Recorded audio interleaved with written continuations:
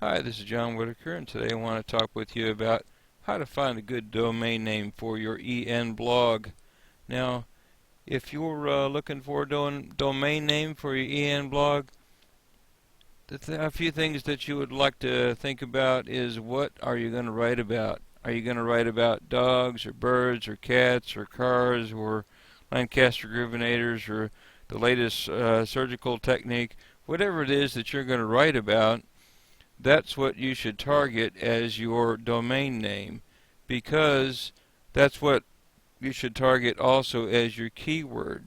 And you want your keyword in your articles so that you can rank on the search engines, especially if your blog is designed for you want to get the higher ranking on the search engines. You want to get the organic searches you want, so that when somebody's looking for whatever it is that you're writing about, your website comes up, because the keyword is not only in your articles, in your names of your articles, but it's also in your domain name.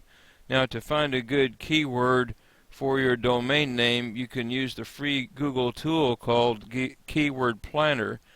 That takes having a keyword or having a Google account, which is free, and you can go to Keyword Planner and you can do some searches and you can find a good keyword to target to help your site rank on Google, to name your domain, your blog, your website after.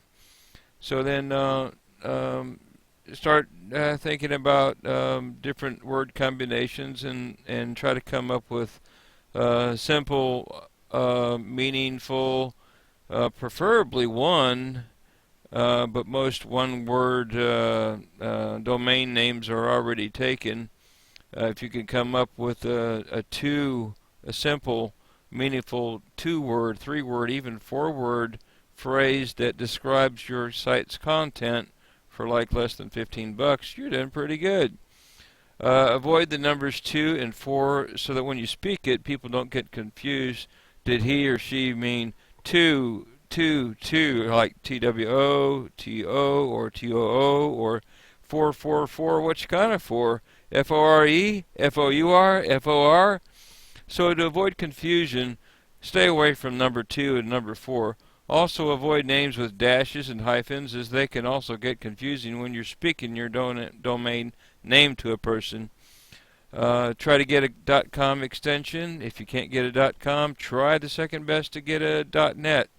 The reason you want to get it .com is the most popular commercial money-making extension, and so most people know to search for LancasterGroovinator.com, fishforsale.com, and there are other extensions. There's WS for website. There's CO. I don't know what that stands for, but there's a bunch of different extensions.